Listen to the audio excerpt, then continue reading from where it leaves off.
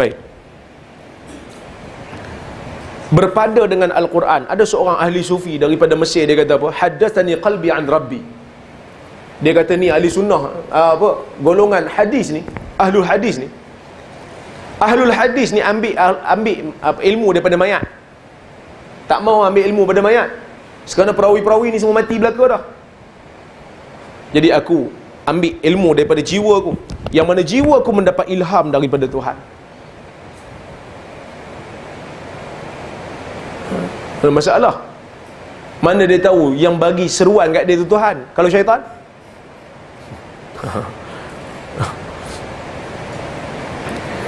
Sehingga Barbahari kata, apabila kamu mendengar seorang lelaki yang kamu bawakan kepada dia hadis, dia tak nak, dia nak Quran, maka jangan kamu syak bahawasanya dia ini seorang lelaki yang telah masuk ke dalam jiwa dia zandaqah.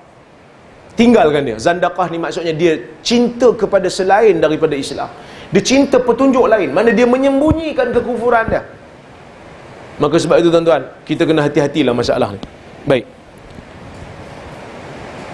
Manhaj Khawarij, mereka hanya melihat ayat-ayat ancaman sehingga mereka jadi takut dengan dosa. Siapa buat dosa jadi kafir, kerana hanya melihat ayat-ayat ancaman. Begitu juga manhaj Al-Murji'ah yang bukan ahli sunnah. Mereka hanya melihat kepada ayat-ayat pengasih. Bukan ayat pengasih nak kahwin tak. Ayat maksudnya Tuhan tu Maha Pengampun. Sehingga mereka kata tak apa, buat maksiat pun iman macam tu juga. Iman ni apa yang dalam jiwa, apa yang di luar tu tak kira. Amalan tidak memberikan manfaat sedikit pun pada iman, kerana mereka melihat Allah Ta'ala tu Maha Pengampun. Selagi mana ada iman, maka selagi itu Allah Ta'ala ampun. Kesilapan metodologi ini telah menjadikan mereka terkeluar daripada metodologi ahli sunnah. Maka sebab itu kita ahli sunnah, kita seimbang. Kita menghubungkan di antara ar-raja' dan al-khawf. Kita mengharapkan keampunan Allah, tapi dalam masa yang sama kita takut dengan azab Allah. Kita tengok dua-dua dalil itu. Yang ketiga, mereka membiarkan riwayat dusta. Seperti mana mereka membenarkan atau mereka hadis palsu, seperti apa yang dilakukan oleh golongan Syiah dan golongan Sufi yang jahil. Bahkan ada di kalangan mereka, bukan hanya reka, bahkan mereka sebarkan semampu mungkin hadis-hadis palsu. Yang ni juga metodologi ahli bid'ah. Ini kata Syatibi, di antara sumber bid'ah ini apabila mereka berpegang dengan hadis wahiyah ad-da'ifah, hadis yang terlalu lemah, dan hadis yang da'if, dan hadis yang palsu yang disandarkan kepada Nabi, yang mana orang-orang yang pakar hadis tidak terima hadis ni. Seperti contoh hadis bercelak pada hari Ashura, dan hadis memuliakan ayam putih, dan hadis makan terung. Hadis makan terung, al-bazinjan syifa'un min kulli da'. Terung penawar segala penyakit, kan? Dan kemudian ada hadis Nabi SAW berjoget dan Nabi bergoyang-goyang ketika mendengar zikir yang dialunkan dengan alunan yang indah. Nabi bergoyang-goyang sehingga Nabi jatuh ridak Nabi, jatuh selendang Nabi daripada bahunya, dan seumpama dengan dia. Ini sumber kepada bid'ah.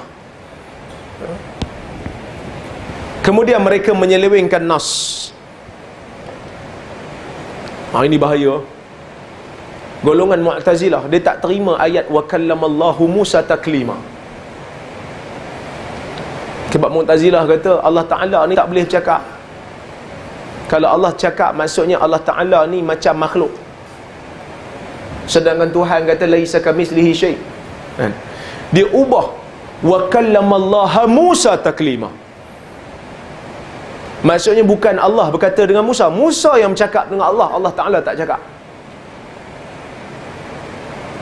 Tapi ulama ahli sunnah dia guna ayat yang bagus lagi nak tunjuk memang Allah Ta'ala berkata-kata dengan Musa.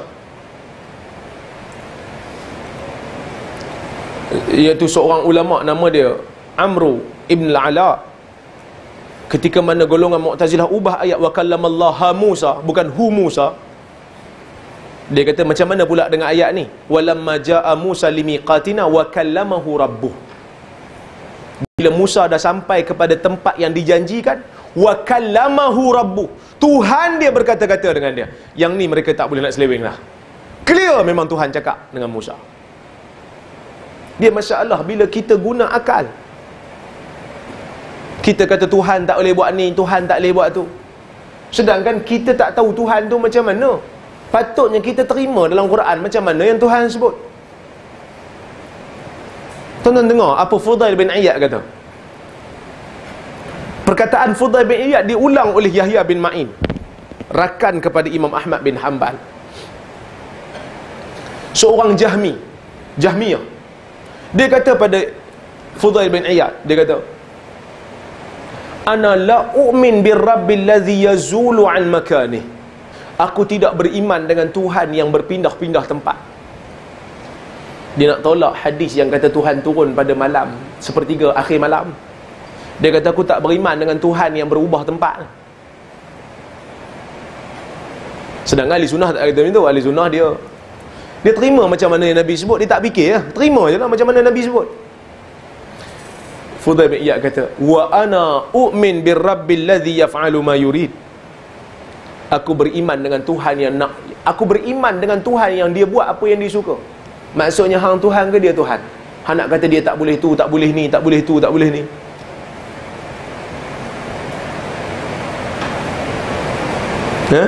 Ni ahli sunnah.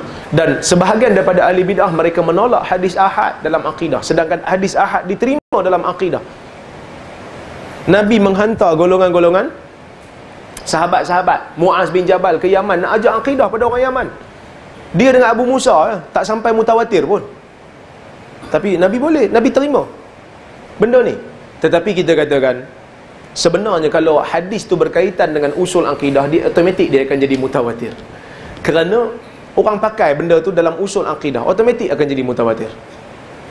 Tapi tidaklah bermakna kita kena tolak sesuatu hadis kalau dia berkaitan dengan akidah sedangkan dia hadis ahad. Tidak ada ulama sebelum yang menolaknya. Bahkan Imam Syafi'i antara orang yang mempertahankan dia, hadis ahad boleh dipakai, wajib diamalkan jika ia sahih.